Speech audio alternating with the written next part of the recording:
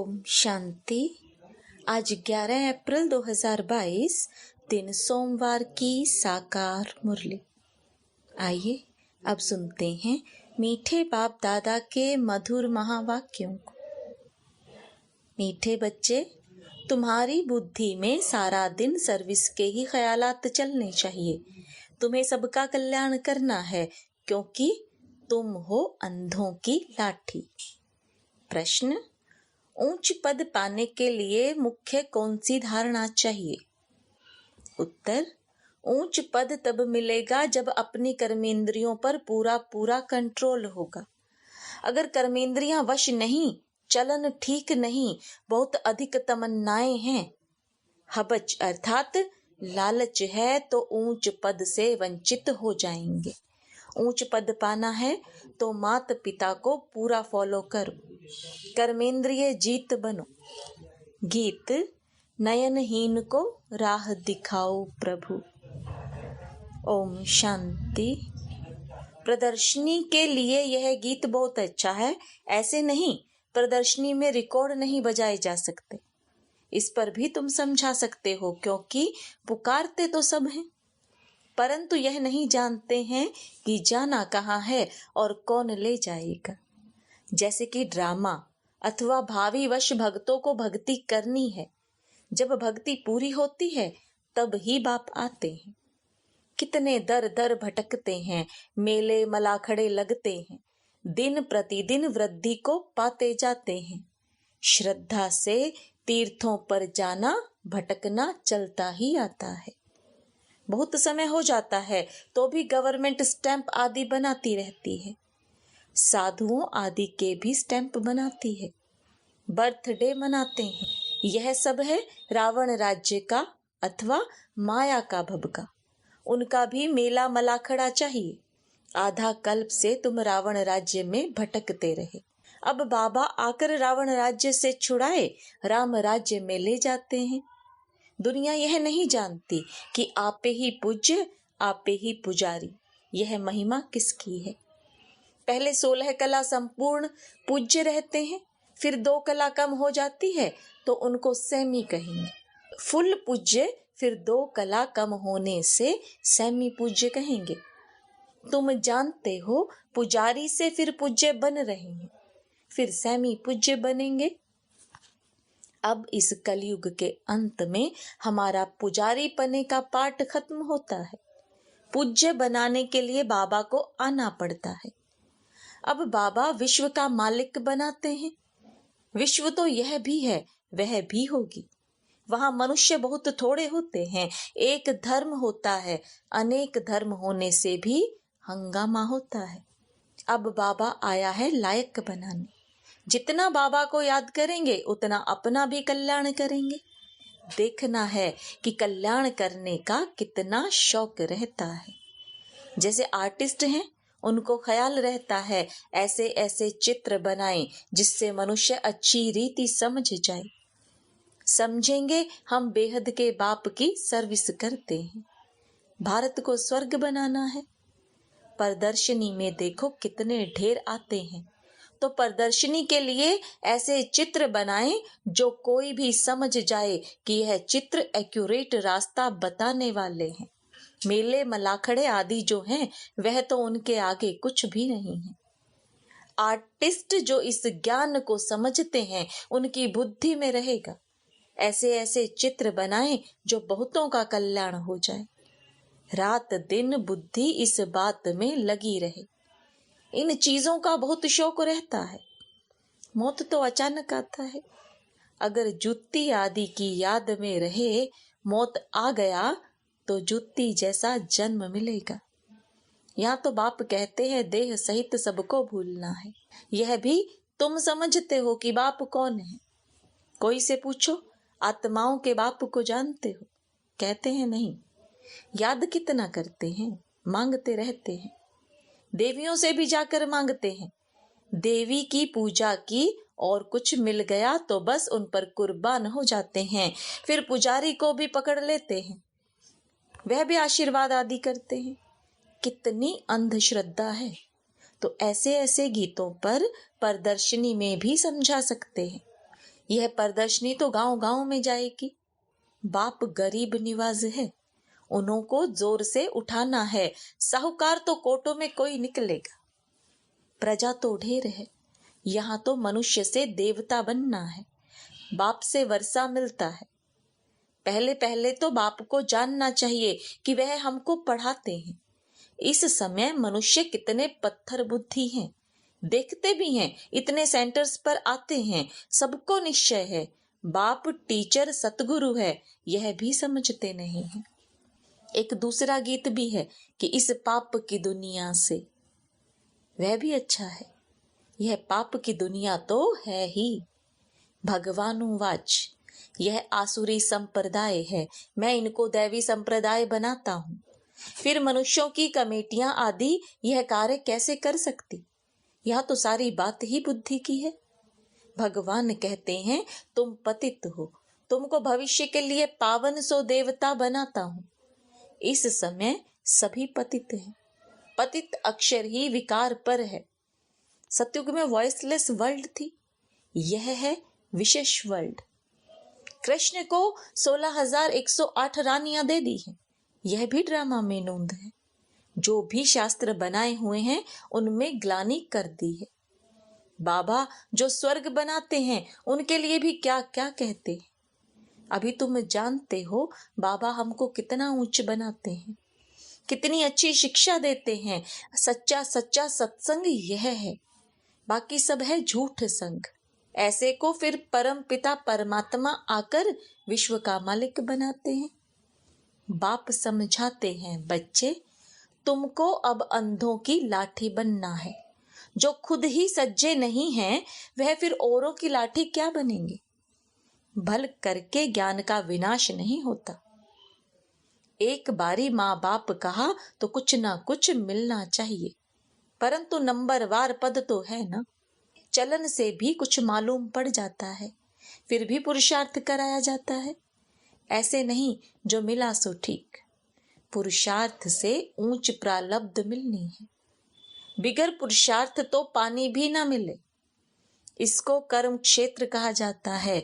यहाँ कर्म बिगर मनुष्य रह ना सके। कर्म संन्यास अक्षर ही रोंग है। बहुत हट करते हैं, पानी पर आग पर चलना सीखते हैं, परंतु फायदा क्या मिला? मुफ्त आयु गंवाते। भक्ति की जाती है रावण के दुख से छूटने के लिए, छूटकर फिर वापस जाना है। इसलिए सब याद करते हैं हम मुक्ति धाम में जाएं अथवा सुख धाम में जाएं, दोनों ही पास्ट हो गए हैं। भारत सुख धाम था, अब नरक है तो नरकवासी कहेंगे ना। तुम खुद कहते हो फलाना स्वर्गवासी हुआ, अच्छा तुम तो नरक में हो ना। हेवन के अगेंस्ट हेल है, बाकी वह तो है शांति धाम। बड़े बड़े लोग इतना भी समझते नहीं हैं, अपने को आपे ही सिद्ध करते हैं हम हेल में हैं। बड़ी युक्ति से सिद्ध कर बताना है। यह प्रदर्शनी तो बहुत काम कर दिखाएगी। इस समय मनुष्य कितने पाप करते हैं। स्वर्ग में ऐसी बातें होती नहीं, वहां तो प्रारब्ध है। तुम फिर से अब स्वर्ग में चलते हो। तुम कहेंगे अनेक बार इस विश्व के मालिक हम बने हैं, फिर अब हम बन रहे हैं।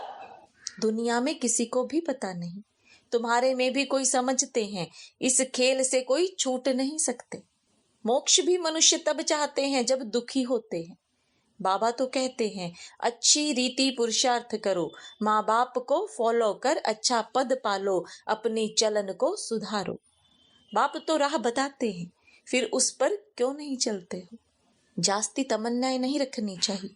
यज्ञ तो जो मिले सो खाना है। हबच अर्थात लालच है। कर्मेंद्रियां वश में नहीं है तो पद भी ऊंचा नहीं पा सकते।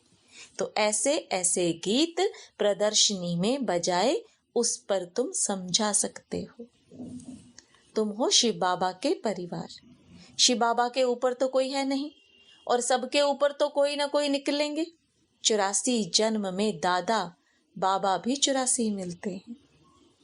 शिव बाबा है रचता, अब नई रचना रच रहे हैं, अर्थात पुरानी को नया बनाते हैं। तुम जानते हो हम सांवरे से गोरे बनते हैं। स्वर्ग में श्री कृष्ण है नंबर 1, फिर लास्ट में उनका जन्म है, फिर यही पहला नंबर बनता है। पूरे पूरे 84 जन्म श्री कृष्ण ने लिए हैं। सूर्यवंशी दैवी संप्रदाय ने पूरे 84 जन्म लिए। बाप कहते हैं जो श्री कृष्ण पहला नंबर था, उनके ही अंतिम जन्म में प्रवेश कर फिर उनको श्री कृष्ण बनाता हूँ। अच्छा, मीठे मीठे सिकिलदे बच्चों प्रति माता पिता बाप दादा का याद प्यार और गुड मॉर्निंग। रूहानी बाप की रूहानी बच्चों को नमस्ते।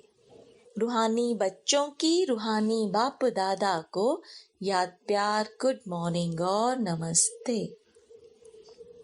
धारणा के लिए मुख्य सार। कोई भी विनाशी तमन्नाएं नहीं रखनी है, अपना और सर्व का कल्याण करना है। देह सहित सब कुछ भूल वापस घर चलना है, इसलिए चेक करना है कि बुद्धि कहीं पर भी अटकी हुई ना हो। वरदान, नेचुरल अटेंशन को अपनी नेचर अर्थात आदत बनाने वाले स्मृति स्वरूप भव। सेना में जो सैनिक होते हैं वह कभी भी अलबेले नहीं रहते, सदा अटेंशन में अलर्ट रहते हैं। आप भी पांडव सेना हो, इसमें जरा भी अलबेलापन ना हो। अटेंशन एक नेचुरल विधि बन जाए। कई अटेंशन का भी टेंशन रखते हैं, लेकिन टेंशन की लाइफ सदा नहीं चल सकती, इसलिए नेचुरल अटेंशन अपनी नेचर बनाओ। अटेंशन रखने से स्वतः स्मृति स्वरूप बन जाएंगे, विस्मृति की आदत छूट जाएगी। स्लोगन, स्वयं के स्वयं टीचर बनो तो सर्व कमजोरियां स्वतः समाप्त हो जाएंगी। ओम शांति। मातेश्वरी जी के अनमोल महावाक्य। याद का ताल्लुक अर्थात संबंध है ज्ञान से। ज्ञान के बिना याद यथार्थ नहीं रह सकती। पहले पहले मनुष्य को अपनी सुखी जीवन बनाने के लिए कौन सी मुख्य पॉइंट बुद्धि में रखनी है? पहले तो यह मुख्य बात समझनी है कि जिस परमात्मा बाप की हम संतान हैं, उस बाप की याद में हर समय श्वासोश्वास उपस्थित रहें। उस अभ्यास में रहने की पूर्ण रीति से कोशिश करनी है। अब श्वासोश्वास का मतलब है लगातार बुद्धि योग लगा रहे, जिसको निरंतर योग अटूट अजपा जाप याद कहा जाता है। यह कोई मुख से जपने वाली याद नहीं है और ना कोई मूर्ति सामने रख उसका ध्यान करना है, परंतु यह बुद्धि योग द्वारा याद रखनी है। अब वो याद भी निरंतर तब रह सकेगी जब परमात्मा का पूरा परिचय हो, तब ही ध्यान पूर्ण लग सकेगा। परंतु परमात्मा तो गीता में साफ कहते हैं, ना मैं ध्यान से ना जप से मिलता हूँ, ना मेरी सूरत को सामने रख उनका ध्यान करना है, परंतु ज्ञान योग द्वारा परमात्मा को पाना है। इसलिए पहले चाहिए ज्ञान। ज्ञान बिगर याद कायम रह नहीं सकेगी। याद का ताल्लुक है ही ज्ञान से।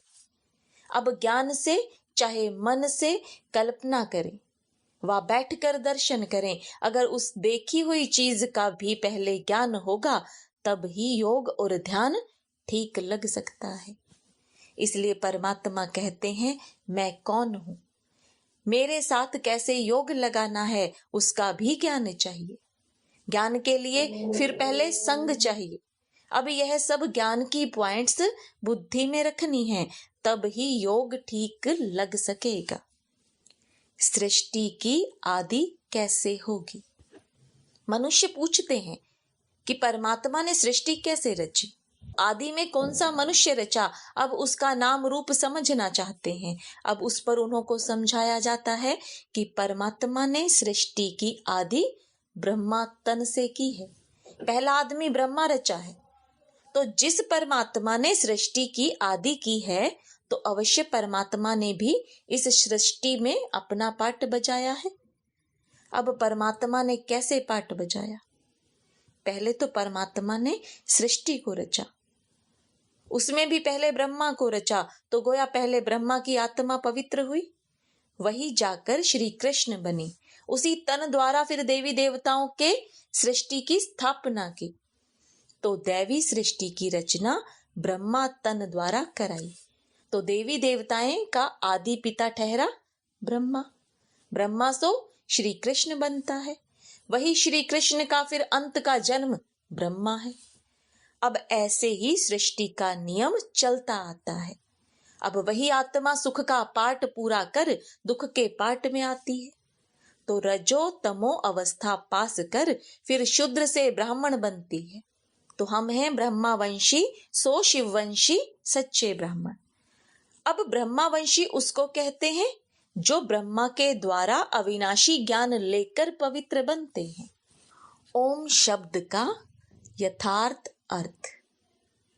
जब हम ओम शांति शब्द कहते हैं तो पहले पहले ओम शब्द के अर्थ को पूर्ण रीति से समझना है। अगर कोई से पूछा जाए ओम का अर्थ क्या है, तो वो लोग ओम का अर्थ बहुत ही लंबा चौड़ा सुनाते हैं। ओम का अर्थ ओंकार, बड़े आवाज से सुनाते हैं।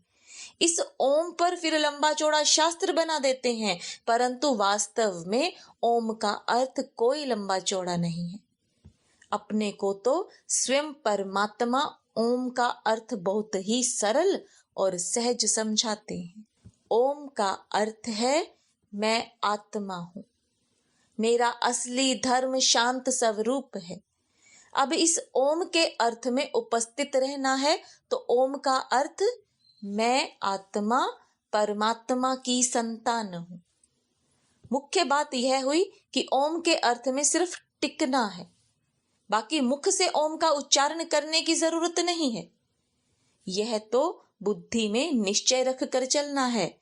ओम का जो अर्थ है उस स्वरूप में स्थित रहना है। बाकी वह लोग भल ओम का अर्थ सुनाते हैं मगर उस स्वरूप में स्थित नहीं रहते।